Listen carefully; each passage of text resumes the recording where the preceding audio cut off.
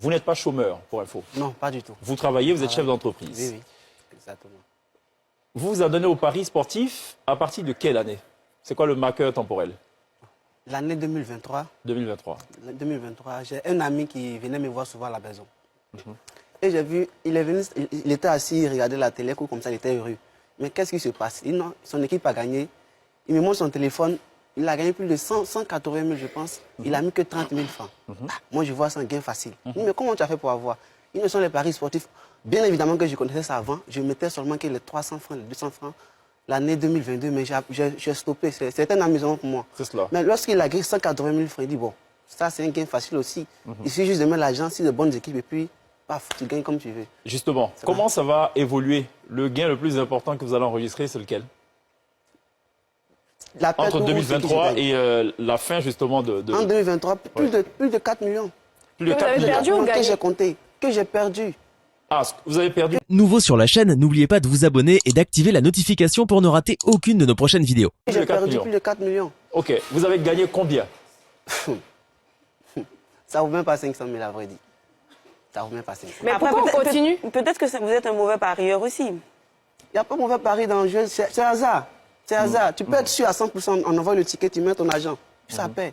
C'est un jeu hasard, c'est même pas sûr à 100%. Il n'y a pas une personne qui a dit non, ce ticket-là, c'est sûr à 100%. C'est impossible même. Voilà, c'est hasard. Dans ce qu'on a pu lire un peu partout, les gens deviennent très vite accros aux paris sportifs et le plus difficile, c'est d'en sortir. Très difficile. Comment vous êtes parvenu à le faire? Pour sortir de là? Oui. Bon, à vrai dire, ça me tuait à petit feu. J'étais tellement angoissé, j'avais le moral à zéro parce que j'ai presque tout perdu. Presque tout perdu. Même ce que je vendais, économie. J'avais même l'argent de côté pour faire un voyage en Europe. Parce que je me disais, arriver une somme, il faut que je fasse mon visa et puis aller me chercher en Europe. Tout cet argent, j'ai pris.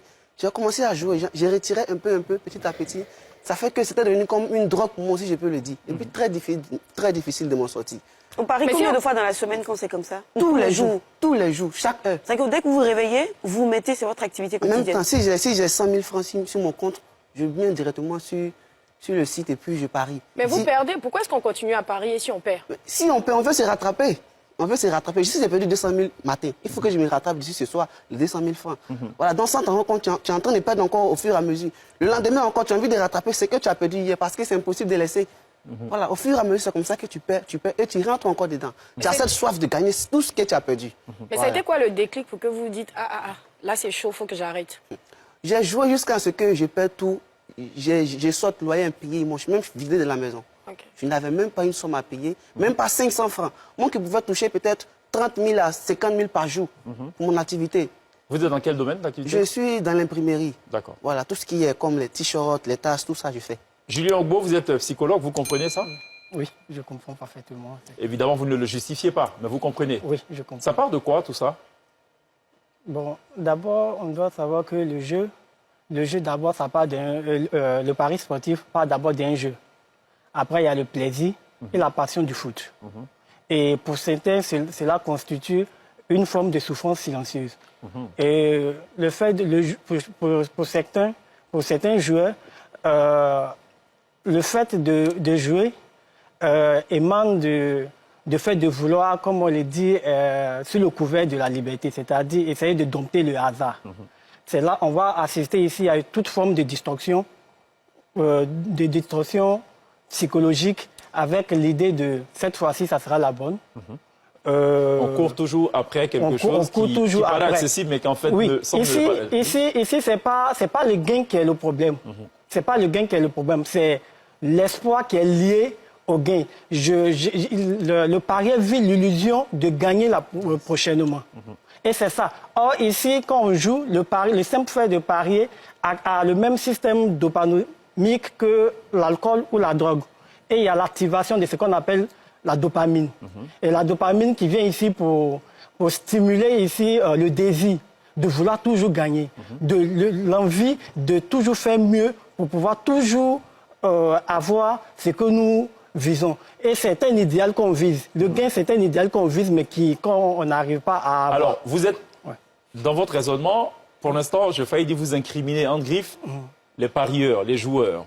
Quid des opérateurs? Est-ce que, par exemple, au travers de certains artifices, ils aguichent aussi des parieurs. Est-ce qu'il n'y a pas une lecture aussi à faire dans ce sens-là? Je sais par exemple que certains réseaux sociaux, pour pouvoir avoir constamment des gens connectés à leur réseau, à leur plateforme, vont par exemple de façon régulière revoir le design, insister par exemple sur le bleu, parce qu'on sait que le bleu rend beaucoup plus accro, ainsi de suite. Est-ce que vous pensez qu'on peut mener la réflexion aussi dans ce sens-là? Ou même donner des codes promo à des influenceurs pour permettre aux joueurs, on vous dit vous pariez 100 francs et vous avez la possibilité de doubler vos mises grâce au code promo. Il y a aussi, ils ont aussi des psychologues, j'imagine, en leur sein, qui se servent de vos théories justement pour agir sur la mentalité, sur la façon d'agir des joueurs, en fait, finalement. Okay. Si on voit la coordination des publicités de paris sportifs, on peut dire bien évidemment qu'ils utilisent nos théories. Je peux le dire comme ça en étude. Parce que tout est bien ficelé. Lorsqu'on prend au milieu, on prend partout, que ce soit à la télé, dans les coins des rues, les influenceurs qu'on utilise, même des professionnels du football, dont certains adolescents se retrouvent en eux. C'est ça. Font la promotion de paris sportifs. Quel est le message qui est derrière? Tout le monde joue. C'est subtil. Le fait d'en parler partout, ça veut dire tout le monde joue. Donc, si tout le monde joue, la publicité qui émane de tout ce qui est comme paris sportif vient ici pour montrer l'image de quoi? De la virilité. La viralité. La viralité, autant pour moi, la viralité montre ici également que tout le monde peut gagner. C'est une forme de l'argent facile. Et l'individu qui ne joue pas à cette forme d'autoculpabilité pour dire... Comme s'il est en marge de la tendance. Voilà. Ouais. Il est en marge de la tendance, c'est-à-dire tout le monde peut se faire de l'argent facilement. Nifa, il parie ou pas souvent? Non, moi je parie pas. Mais ma justement, question, c'est c'est pourquoi c'est les hommes en majorité qui parient? Parce qu'on a dit, il y a quelques femmes, C'est vrai qu'effectivement, en studio ici, il y a... mais la plupart du temps, moi, Il y a j'entends qu'une femme que qui a les levé. hommes. Ouais, c'est ça. Bon, Je pense que c'est parce qu'ils sont passionnés plus de sport que nous. Justement, hein. c'est ça, justement, c'est ça. Hein. Il y a ça aussi, il y a d'abord, comme je l'ai dit, L'avis de Nifa après, allez-y. Ouais. lorsque je parlais, il dit tout part du jeu, de la passion pour le foot. Et on sait qu'en termes de football... Pourquoi limiter au foot? Il n'y a pas que le foot. Hein. Ouais, Sonia l'a dit, il y a les paris équestres, donc l'équitation, il y a beaucoup de choses, les chevaux et tout le reste. Quoi. Oui, il y a beaucoup de choses, mais tout part de la passion qui Non, je pense que c'est parce que les hommes sont beaucoup plus addicts à ça. Il y a le plaisir, c'est une forme de loisir. On vient d'abord pour s'amuser. C'est mon équipe, j'estime que mon équipe va gagner. Étant donné que je vis la passion du foot, je mets de l'argent en espérant, en croyant en mon équipe, que mon équipe Ou va souvent gagner. on parie pour que son équipe perde. Parce que la tendance, peut être du côté de l'équipe qui arrive, qui est favorite. Et comme on veut gagner beaucoup d'argent, on plie même pour que son équipe perde aussi. Nifa, peut-être un avis sur le sujet. Pour moi, c'est par rapport à pourquoi c'est plus les hommes. C'est parce que c'est les hommes qui regardent plus le sport. S'il y avait, par exemple, parier dans Miss, il y a beaucoup de femmes. Donc, moi, Non, pas mis seulement, peut-être pas un pari sur les films, les telenovelas. Comment si, ça mais finit s'il y avait ce ça, genre de justement, s'il y avait choses? ça, justement, il y aura plus de femmes, je pense. C'est ça. Mais- Ah, tu es en train de donner les idées aux gens. Nifa, pardon. Mais moi, je voulais On est déjà savoir, dans le problème. qu'est-ce qui fait que Nifa, qui est fan de foot, et monsieur qui est fan de foot, va être plus attiré pour jouer, devenir addict, et Nifa ne voudra pas jouer? Est-ce que psychologiquement, ça peut s'expliquer? Parce qu'à la fin, il est fan de foot, je suppose qu'il a son équipe favorite qui Bien joue sûr. et tout, il parie avec ses Après, amis. Nifa, c'est moine. Pourquoi Nifa résiste Pourquoi pas à David? Nifa résiste et pas lui? Vous savez, en termes de personnes, chaque individu est particulier. Chaque individu est particulier. Ce qui peut être plus influençable pour Nifa peut ne pas être influençable pour David. David. Vous comprenez? Donc, en termes de paris et autres, on ne peut pas généraliser les cas. Il faut prendre chaque individu cas par cas. Et en parlant de cas, est-ce qu'on peut définir la tranche d'âge de personnes qui jouent? Est-ce que de vieilles personnes, des personnes au-delà de 45 ans jouent aussi bien que les jeunes? Parce que je vois beaucoup de jeunes là qui jouent. Qui joue le plus? Les jeunes, les vieux? J'aimerais bien compléter ta question qui est très intéressante. Par le passé, on a connu notamment le pari mutuel urbain, le fameux PMU, qui relevait plus d'une affaire de vieux. gens du troisième âge, de retraités, de vieux. Après, on a dit que c'était plus des machinistes et tout le reste. Il y avait rarement des jeunes qui s'adonnaient à cela. Aujourd'hui, j'ai l'impression, je peux me tromper naturellement, puisque je n'ai pas de statistiques à disposition, que c'est beaucoup plus une affaire de jeunes, Les jeunes? que de vieux. David peut réagir, allez-y, hein, si vous n'avez pas d'informations. Moi, je peux dire, même les vieux jouent, il n'y a pas d'âge. Voilà, il n'y a pas d'âge. Tout le monde joue. Mais les vieux sont moins smartphones, par exemple, par Justement, rapport à vous. c'est ça, peut-être oui. ça qui fait Parce que c'est qu'ils sont pas- digitalisé ils sont pas- aujourd'hui, voilà. je pense. C'est ça. Mais sinon, après aussi, ils ont Ils continuent toujours de quelque chose, gratter, voilà. les vieux. Il y a d'autres jeux. Il y a d'autres canaux, ok. David. Comme je dis, tout le monde joue. Moi, je connais un monsieur qui a plus de 50 ans. Il a son smartphone. Chaque fois, lui-même, souvent, il envoie les coupons. Voilà, il écrit sur WhatsApp. Parce que c'est, j'imagine, quelque chose d'un peu difficile aussi, on l'a dit. Oui, très difficile. Ouais. Très difficile. Très difficile. Parce que je ne pouvais plus par mes forces, ni par mes propres pensées. J'étais à bout et c'est comme ça que j'ai commencé à parler à Dieu. Voilà. Qu'il m'aide parce que moi, je ne peux pas. À ce point? Voilà, à ce point, je ne pouvais pas. Je prends des jeunes, 2 jours, 3 jours. Voilà, pour moi, après le jeûne, là, c'est fini. Mais 2 jours, 3 jours encore là. Vous retombez. J'installe l'application encore et puis... Ah. Ah, ok, donc vous avez désinstallé et après vous réinstallez. Après le jeûne, jusqu'à 1 mois, 2 mois, et j'ai commencé à lire ma Bible, les paroles de Dieu. Je me suis consacré à la parole jusqu'à... J'ai fait le jeûne d'Esther 3 jours. Oui. Sans manger, sans boire. Je suis resté dans la maison du Seigneur. Je ne peux plus par ma force. Même les jeunes là, j'arrive pas. Je prie, ce n'est pas. Au-delà, c'est toi et moi. Prends mon cadeau, enlève ça parce que je deviens misérable. J'arrive même plus à gagner 500 pour manger. Même si quelqu'un vient m'aider avec 5000 francs, je mets encore dans ce pari, je ne peux plus. Après ce jeûne, premier jour, ça allait un peu. Deuxième jour, je me suis réveillé, j'ai pris le site, j'ai supprimé mon compte, j'ai envoyé un message Cécile à propos, voilà, pour les dire, bon, si vous voyez Boca David s'inscrit encore avec un autre site, pardonnez, bloqué. Ah, ça, c'est possible, c'est possible oui, de c'est faire. possible, j'ai écrit. Non, j'ai écrit. Voilà. Oui, parce que je sais qu'il y a des algorithmes qui répondent tout de suite, voilà, qui envoient répondent. des messages pour dire attention, vous perdez un peu trop, faites attention. Si vous avez besoin d'un conseil, on a nos psychologues qui sont disponibles voyez pas dans ça. le chat et tout. Bon, ça, Ah, c'est évidemment, dis-le, des machines qui parlent. Oui, en Ouais. tout cas, il y a des applications qui font ça. Même moi, je n'ai jamais reçu ça. D'accord. Quand tu peux, on demande, faut recharger encore, il y a 5% de bonus si tu recharges. On m'envoie jamais ça.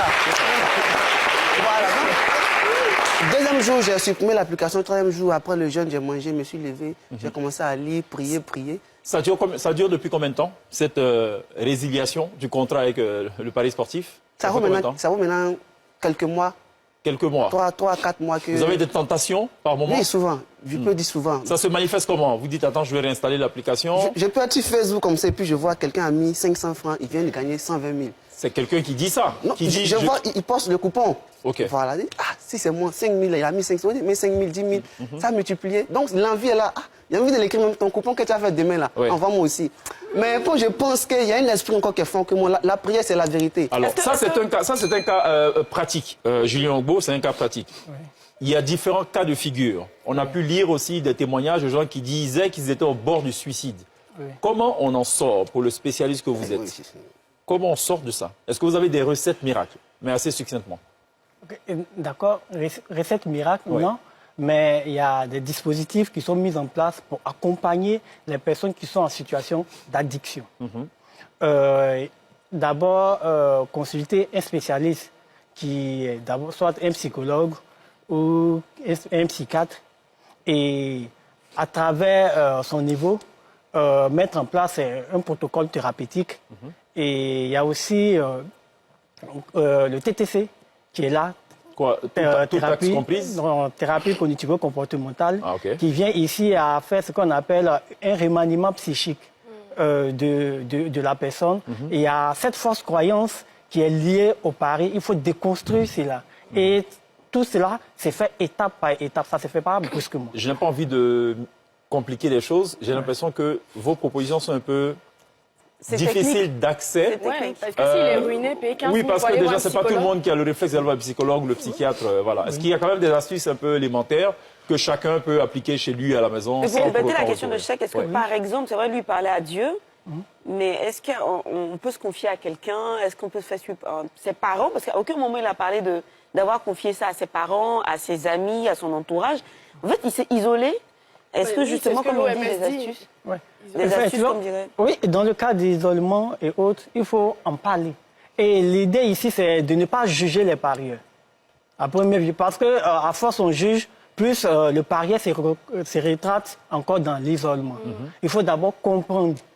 On parle ici il faut ici une écoute active, montrer sa disponibilité au parieur. Et l'astuce standard qui existe, c'est d'abord de désinstaller l'application. Limiter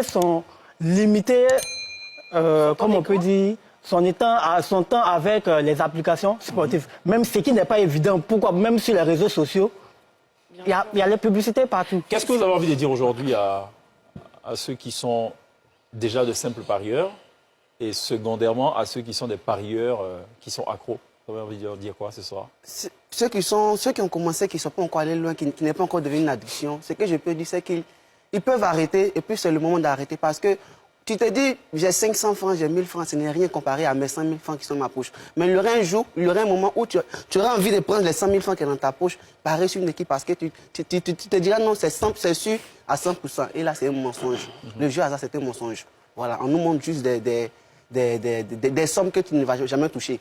Par exemple, tu peux même 1000 francs, tu vas gagner 1 milliard, c'est impossible. Non, dans votre cas, vous n'avez pas touché. Il y en a peut-être qui ont touché ces sommes-là.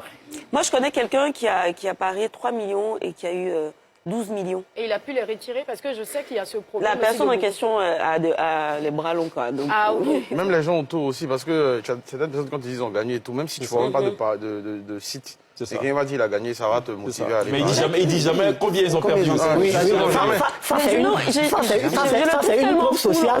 Ça, c'est une preuve sociale qui renforce aussi l'envie chez le parieur de dire un jour, je vais gagner. je vais gagner Si aussi. lui, il a gagné, c'est que moi aussi, Moi aussi, je peux gagner. Il n'est pas plus intelligent que moi. Voilà. Ou il n'est pas plus scientifique que moi. Alors,